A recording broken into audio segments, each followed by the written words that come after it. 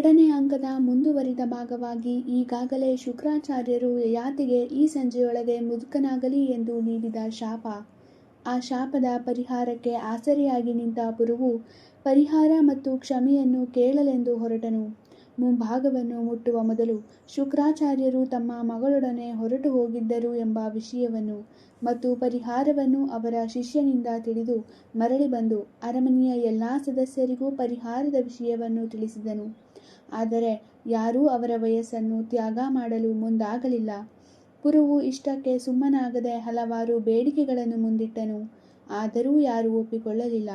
ಈ ವಿಷಯವನ್ನು ಪುರುವು ಯಯಾತಿಗೆ ಹೇಳುತ್ತಾನೆ. ಆದರೆ ಅವನು ನಂಬಲಿಲ್ಲ. ಹಾಗಾಗಿ ಆತನೂ ಕೂಡ ಸಭೆಯನ್ನು ಕರೆಸಿ ಹಲವಾರು ಬೇಡಿಕೆಗಳನ್ನು ಇಡುತ್ತಾನೆ. ಆಗಲೂ ಯಾರೂ ಮುಂದಾಗಲಿಲ್ಲ. ವಾಸ್ತವದಲ್ಲಿ ನಡೆಯುತ್ತಿರುವ ಈ ಎಲ್ಲ ಘಟನೆಗಳನ್ನು ಯಯಾತಿಯಿಂದ ಸಹಿಸಲಾಗುವುದಿಲ್ಲ.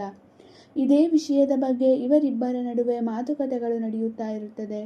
ಹೀಗೆ ಇದೇ ವಿಷಯದ ಬಗ್ಗೆ ಮಾತನಾಡುತ್ತಾ ಯಯಾತಿಯು ಮುಂದಿನ ದಾರಿ ಮತ್ತು ಪರಿಹಾರವೇನು ಎಂದು ಯೋಚಿಸುತ್ತಾ, ಬೆಳಕಿಲ್ಲದ ದಾರಿಯಲ್ಲಿ ಹೋಗಬಹುದು ಪುರು, ಕನಸುಗಳಿಲ್ಲದ ದಾರಿಯಲ್ಲಿ ಹೇಗೆ ಹೋಗುವುದು ಎಂದು ಹೇಳುತ್ತಾನೆ. ಆಗಲೇ ಈ ವಂಶದ ಮೇಲೆ ಪುರುವಿಗಿದ್ದ ಅನಾಸಕ್ತಿ, ಅವನ ಮಾನಸಿಕ ನೋವಿಗೆ ಇದೇ ಪರಿಹಾರ ಮತ್ತು ಇದೇ ಸರಿಯಾದ ಸಮಯವೆಂದು ತನ್ನ ವಯಸ್ಸನ್ನು ತ್ಯಾಗ ಮಾಡಲು ನಿರ್ಧರಿಸುತ್ತಾನೆ. ತಾನು ನಿರ್ಧರಿಸಿರುವ ವಿಷಯವನ್ನು ಯಯಾತಿಗೆ ತಿಳಿಸಿದಾಗ ಯಯಾತಿಯು ಈ ಮಾತಿಗೆ ಕೋಪಗೊಂಡು ಆ ಅಂತಃಪುರದಿಂದ ಹೊರಗೆ ಹೋಗುತ್ತಾನೆ.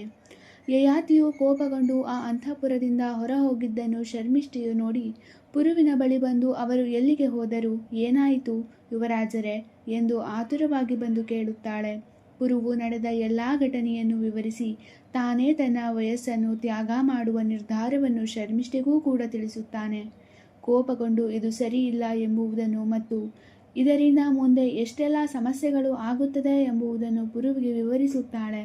ಆದರೆ ಶರ್ಮಿಷ್ಠೆಯ ಈ ಮಾತಿಗೆ ಪುರುವು ಒಪ್ಪುವುದಿಲ್ಲ. ತನ್ನ ವಯಸ್ಸನ್ನು ತ್ಯಾಗ ಮಾಡಿ ವೃದ್ಧಾಪ್ಯವನ್ನು ಸ್ವೀಕರಿಸಿಕೊಂಡನು ಎಂಬ ವಿವರಗಳೊಂದಿಗೆ 3ನೇ ಅಂಕವು ಸಂಪೂರ್ಣಗೊಳ್ಳುತ್ತದೆ.